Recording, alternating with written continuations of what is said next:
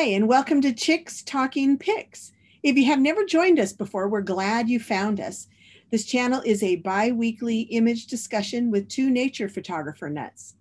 We review nature images sent in by viewers like you and share our ideas on how they might be improved for future competitions or just for display in your home. Thanks for tuning in. And I'm Sandy Zelasco, pro photographer specializing in wildlife and conservation. In the business for nearly 30 years, owner of Sandra Lee Photography, and I'm signing in from sunny San Diego. You can find out more about me and the photography workshops that I lead by visiting investinnature.org. Hi, Jenny. Hi, Sandy. And I'm Jenny Wolf. My education is in biology. I spent many years in nearshore fisheries and restoration ecology, with photography always being a part of that work. I'm also a commercially rated hot air balloon pilot, so you can find me frequently at balloon events. You can see my work at wolfheartimages.com. Awesome, Jenny. Thanks for being here again today. This is always a fun part of my afternoon. Why don't you explain to the viewers what this channel is all about? Okay, so what you're doing is when you submit images to competitions, you don't really get to see what happens on the judging tables. So Sandy and I want to give you an idea of what we do and talk about when we're judging images. Whether you're entering competitions or not, this should help you improve your photography, look at your work more critically, and be more intentional when you take your photos and when you process your photos. Yeah, super, exactly. Jenny and I have been judging together for a number of years at places like the San Diego County Fair, which sees over 10,000 images or entries per year. We came up with this idea of sharing our knowledge because we see so many images that just miss the mark of being accepted or placing into the competition or even advancing to the second round. So let's get started. Let's take a look at our first image. This image is sent in by Michelle Knaier. And Jenny, do you want to go first on this one? Okay, so this one is titled Centered, which is quite obvious why she titled that. You have the one flower in the center, which really grabs your attention. And she chose a panoramic cropping, which is interesting. There's a couple things I think might help. And I'm gonna grab the annotation tool here. I love the focus on the center. It's nice and sharp and crisp. The only thing is maybe this, if she shifted just a little and get a little more space here between that area. And then I also just noticed this, and it's really good to check your edges. There's also one up here. Those kind of catch your eye, and once you see them, it's hard to unsee them. And they're just a little distracting element on the edges of the frame. What do you want to add, Sandy? I agree with you. I think that everything you said is just right. I love the center of the image. So I think centered is a great title for the image. I often, though, and the focus is great on that. Let's look at some positive things. So the focus is really nice on that center image. You can see so much detail. I just want to see more. I want to be drawn into that center. So that really, really a good job on that. What I think hinders the photo somewhat is the out of focus flower on the right-hand side. And I know there's probably a purpose for that, and other judges may see it differently, but like Jenny said, that little where they touch that out of focus flower almost touches that center of the flower yes, exactly, where Jenny's got that little circle. Yeah, if you just stepped over a little bit more. Personally, my preference is not to see something out of focus first off. And that's what I'm seeing here, is that white out of focused flower in front, and then the nice detail, the contrast. Yeah, the contrast and the detail in that flower is so special that I think that just that center flower would have held this picture on its own.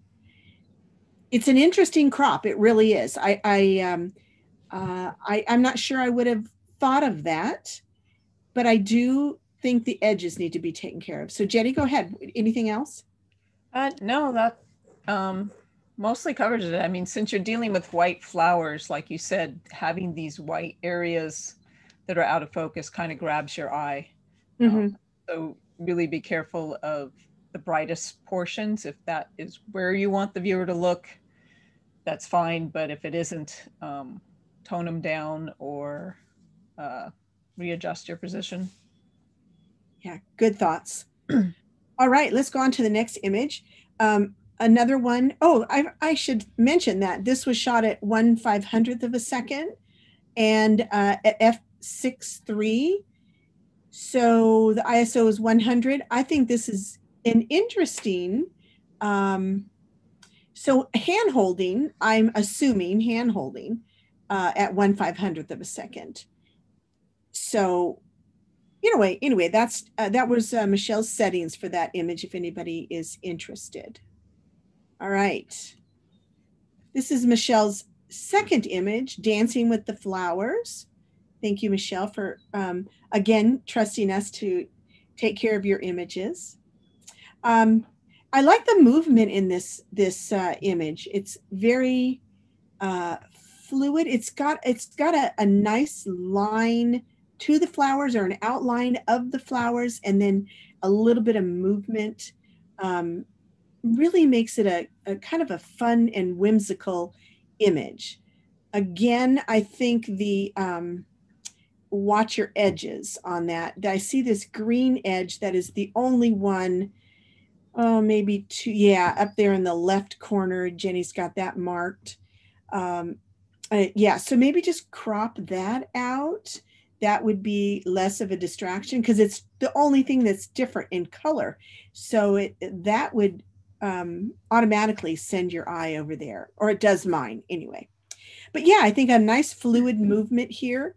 Jenny, what do you think? So one of the things I was thinking when she submitted this, she was thinking of entering this as an abstract category. And I would say go a little further with it.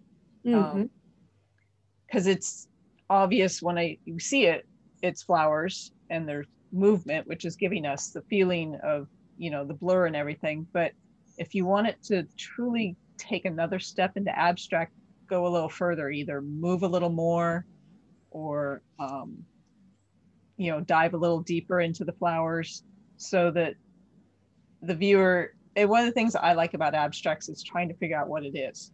And this is very obvious what it is. So I think play a little bit more and take a little more risk, and you might take a further step into that abstract realm. Yeah, that is true. I think you're exactly right, Jenny. I'd like to see more. If she's entering this in as an abstract, it's not, I wouldn't consider it as an abstract. I'd consider it creative in a creative category, but maybe not as an abstract, if that is your category that you have to choose from. So yeah. Yeah, I think it's a good start. I mean, it's obviously she's playing and taking risks, and that's a great thing to do. But maybe take a little more risk. Yeah, let's see what Michelle's settings were on this one. So 1/4 of a second. Excellent, excellent. So slowing that camera movement down. And I think if you, it's an f32, even if you went to an f11 on that and played with a shutter speed of 1/4 of a second, or yeah, I think I would play more with it, like Jenny said. Good. All right. Well, thank you, Michelle, for the second image today. All right, let's go on to a third image. Oh, Jenny, your turn. Yeah. Okay. This is again Michelle, and there's some things I really like about this. I like that there's very little distracting background. She took care of that. The depth of field is shallow. There's some great shapes. I love the shapes in some of these flower edges. I would be a little, if you're going to print this, I would be a little wary that the red might be what's called out of gamut. In other words, a little too saturated for the printer. So you might want to step that back a little bit, or just make sure when you print it to really take a close look that you aren't losing detail because of how saturated the colors are. As far as, this is called Essential Worker. So obviously here's your worker, the bee. And I was a little disappointed the abdomen wasn't in focus, you know, this part of the bee, but she did nail the focus on the feet, and it's actually right here on the head. And part of that's just because she has a very shallow depth of field. And so the more I looked at it, I was okay with that, because you're getting some movement. I mean, the wings are moving, the abdomen was probably vibrating a little. So what do you think, Sandy? Yeah, let's look at those settings that Michelle was using. Okay, I at 1/500th of a second, 500th of a second at f2.8, and ISO is 100. So I love this image. I love this image. It's like, for all the reasons you said, a nice, quiet background, no distracting elements.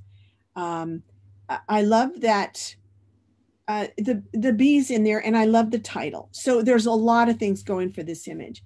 Unfortunately, I wish the bee was turned around the other way, but I do see another story with it leaving the flower. So that's not as bothersome as some other images where you don't see the bees, coming in towards the flower.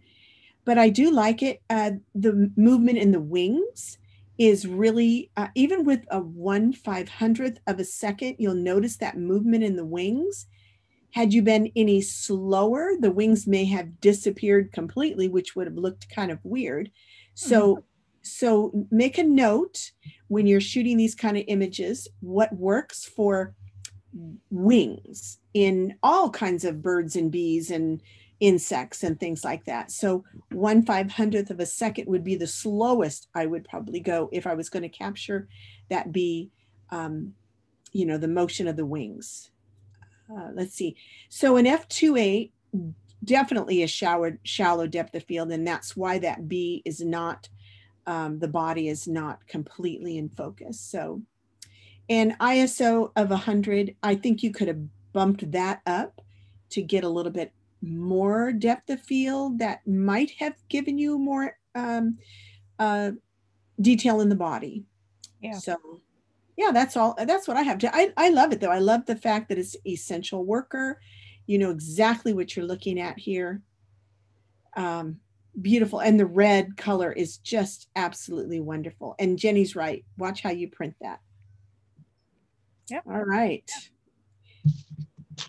Okay. Well, we want to thank Michelle for her wonderful images. That was really, really great.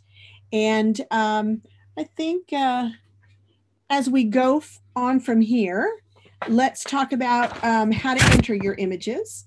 Make sure your images are no larger than 1920 on the longest side, and try to keep them at 1920 so we don't show us a too small of an image. Mail them to chickstalkingpics@gmail.com. And if you don't want your images critiqued or discussed, then don't send them in. And all right, so Jenny, you want to take it from here? Yeah, and when you're on YouTube, make sure you hit the subscribe button and the little bell and the all, so you get notified every time we publish an episode. All right. Okay, everybody, thanks for joining us today. And Michelle, thanks again for your wonderful images. And we'll see you in 2 weeks. Bye. Bye.